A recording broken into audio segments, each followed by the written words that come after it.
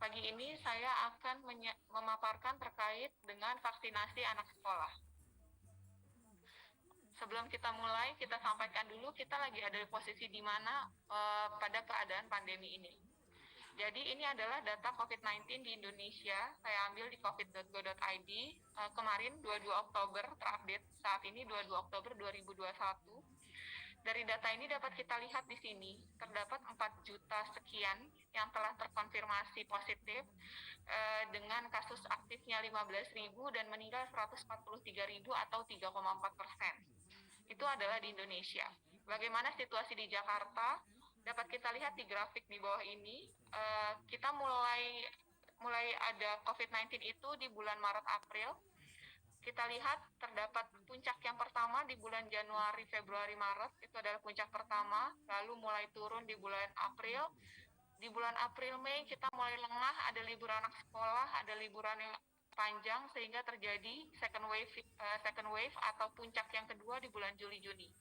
Alhamdulillah sampai saat ini di bulan Oktober kita sudah mulai mengatasinya dan sekarang sudah mulai perbaikan dengan kondisi yang sangat turun. Dari kasus-kasus yang positif di Jakarta tersebut, bagaimana dengan komposisi umurnya?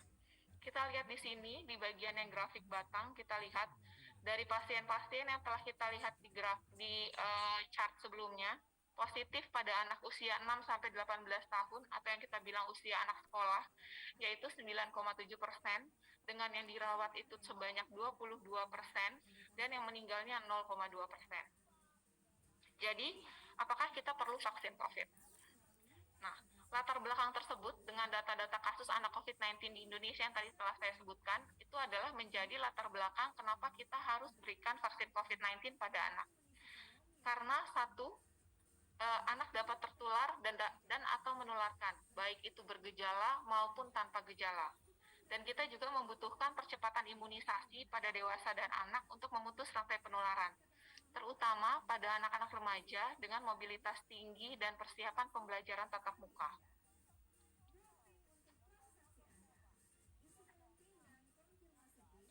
Apa sih tujuan kita vaksin? Yang pertama, kita akan menurunkan angka kesakitan dan angka kematian akibat COVID-19. Kita ingin mencapai kekebalan komunitas, kekebalan kelompok atau yang orang sebut herd immunity. Kita juga ingin melindungi dan memperkuat sistem kesehatan secara menyeluruh, karena kita tahu jika terlalu banyak pasien COVID-19 yang sangat tinggi dengan angka kesakitan dan kematian sangat tinggi, sehingga akan menyebabkan rumah sakit akan kewalahan untuk menghadapinya.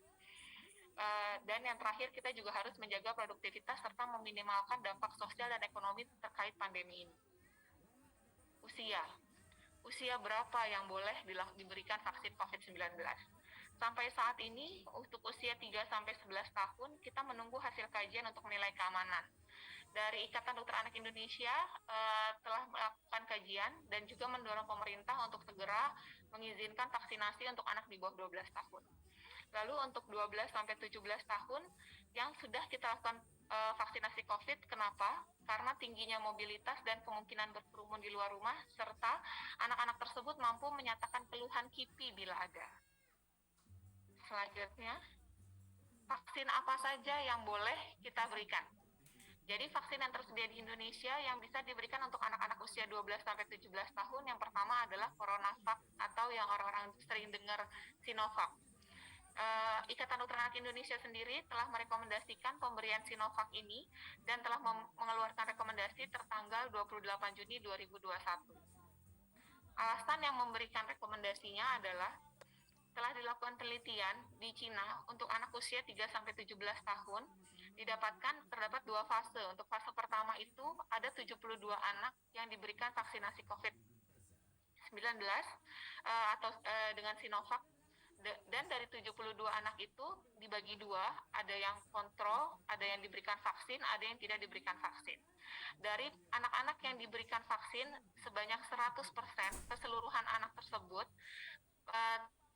dilakukan pengambilan darah lalu didapatkan hasil antibodi COVID positif. Sedangkan anak-anak yang tidak diberikan vaksin itu tidak terdapat antibodi COVID sama sekali, sehingga didapatkan serokonversi 100% setelah vaksin kedua. Lalu dilakukan fase kedua dengan jumlah anak yang lebih besar, yaitu 480 anak dengan hasil yang kurang lebih sama, yaitu terjadi serokonversi 100% setelah vaksinasi yang kedua. Selanjutnya regimen ini juga ada penelitian yang di Jakarta, yang telah dilakukan di Jakarta, tapi ini penelitian untuk tenaga kesehatan. Dilakukan di tanggal 13 Januari sampai 18 Maret 2021. Ini saya ambil dari Badan Penelitian dan Pengembangan Kesehatan Kementerian Kesehatan Republik Indonesia. Pada waktu itu adalah paparan dari Prof. Sujatmiko, disampaikan untuk tenaga kesehatan dengan COVID-19 bergejala dilakukan pendataan, didapatkan ternyata vaksinasi efektif dalam mencegah 94% COVID-19 bergejala. Sedangkan untuk tenaga kesehatan yang dirawat karena COVID-19, vaksinasi terbukti efektif mencegah 96% angka untuk perawatan. Dan yang terakhir, untuk kematian karena COVID-19, vaksinasi itu efektif untuk mencegah 98% kematian karena COVID-19. Vaksinasi kedua yang diperkenankan untuk anak-anak yaitu Pfizer, dan Ikatan Dokter Anak Indonesia juga telah mengeluarkan pandangannya pada tanggal 28 Agustus 2021. Dasarnya adalah telah dilakukan penelitian di Amerika Serikat. Pertama, kita untuk anak usia 12-15 tahun terdapat 2.260 anak yang dilakukan penelitian, lalu dibagi dua kelompok seperti yang sebelumnya, yaitu kelompok vaksin dan kelompok yang tidak divaksin. Dari kelompok yang divaksin dan kelompok tidak divaksin itu kita nilai setelah dua kali vaksinasi, lalu dinilai lebih dari 7 hari. Berapakah anak tersebut yang menderita COVID-19, yang terkonfirmasi positif COVID-19? Dari anak usia 12-15 tahun didapatkan untuk yang kelompok vaksin 100% tidak ada yang menderita COVID-19. Sedangkan untuk kelompok yang tidak divaksin atau kita sebut dia kelompok placebo, jadi dia tetap disuntikan tapi tidak diberikan vaksinasi COVID-19, yaitu sebanyak 16 anak yang menderita COVID-19. Sehingga dari hasil ini didapatkan 100% COVID-19 dapat mencegah angka kesakitan pada anak usia 12-15 tahun. Lalu untuk kelompok yang satunya lagi, yaitu usia 16-55 tahun, dilakukan penelitian terhadap lebih banyak orang, yaitu 43.448. Dari penelitian ini juga didapatkan ada kelompok vaksin dan yang tidak divaksin. Dinilai juga sama, dari kelompok vaksin setelah vaksinasi 2 kali ternyata ada 8 kasus, sedangkan kelompok yang tidak divaksin terdapat 162 kasus. Hasil ini menyatakan 90% berarti vaksinasi COVID-19 ini dapat mencegah angka kesakitan sebesar 95%. Jika berdasarkan Permenkes kita bilang. Selanjutnya untuk KIPI Pfizer, apa saja KIPI Pfizer untuk anak usia 12-15 tahun? Yang paling banyak adalah nyeri di tempat suntikan. Jadi KIPI Pfizer ini yang paling banyak dilaporkan itu adalah nyeri di tempat suntikan sebesar 90,5%. Ada kelelahan, sakit kepala, menggigil, dan juga ada demam sebanyak 24%.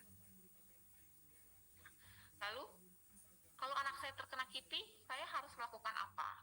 Untuk Bapak Ibu sekalian, harus tetap tenang dan laporkan gejala pada nomor telepon yang tertera pada kartu vaksin. Jadi, setiap kita melakukan vaksinasi di sentra-sentra vaksinasi yang Bapak Ibu datangi, itu pasien pulang pasti akan mendapatkan kartu vaksin dan ada nomor telepon di situ. Boleh dihubungi nomor telepon yang tertera di situ, dan apabila gejala berat, Bapak Ibu dapat langsung membawa anak ke IGD rumah sakit terdekat. Tadi tentang vaksinasi COVID. Sekarang bagaimana dengan vaksinasi anak sekolah? Kenapa sih kita harus divaksin anak-anak sekolah itu? Kita harus vaksin karena untuk mempertahankan daya tahan setelah mendapatkan imunisasi dasar sebelumnya. Karena kan kita tahu kita wajib imunisasi dasar itu adalah yang dilakukan sebelum usia 2 tahun. Ya. Jadi kenapa waktu anak saya sekolah, saya langsung divaksin lagi? Saya kan dulu bayi sudah divaksin. Karena kita mau daya tahan yang kita dapatkan pada saat kita vaksinasi, pada saat kita bayi, itu terus bertahan sampai kita dewasa. Hal ini juga latar belakangnya selain itu juga kenapa kita harus vaksin, karena berdasarkan Konvensi Hak Anak tahun 79, Undang-Undang Perlindungan Anak tahun 2002 serta Undang-Undang Kesehatan 2009, anak itu adalah dari usia konsepsi sampai 18 tahun dan anak belum mampu melindungi diri sendiri, sehingga pemerintah dan keluarga wajib melindungi anak dari berbagai bahaya yang mengancam keselamatan, kelangsungan hidup, dan tumbuh kembang anak. Karena seperti kita tahu, kalau misalnya kita menderita penyakit, apalagi penyakit-penyakit tersebut adalah penyakit yang dapat dicegah melalui vaksinasi, sehingga akan meningkatkan angka kesakitan dan akan menghambat tumbuh kembang anak tersebut. Dari Permenkes sendiri, pada tahun nomor 12 tahun 2017, itu disampaikan ada jadwal imunisasi lanjutan pada anak usia sekolah dasar. Kita ada yang kita sebut namanya BIAS atau Bulan Imunisasi Anak Sekolah. Pada saat anak kelas 1 SD, yang kita vaksin itu ada vaksin campak atau sekarang kita sebut MR, dengan waktu pelaksanaan di bulan Agustus, DT di bulan November atau difteri tetanus, dan kelas 2 SD dan 5 SD akan dilakukan pengulangan tetanus dan difteri dan setiap bulan November.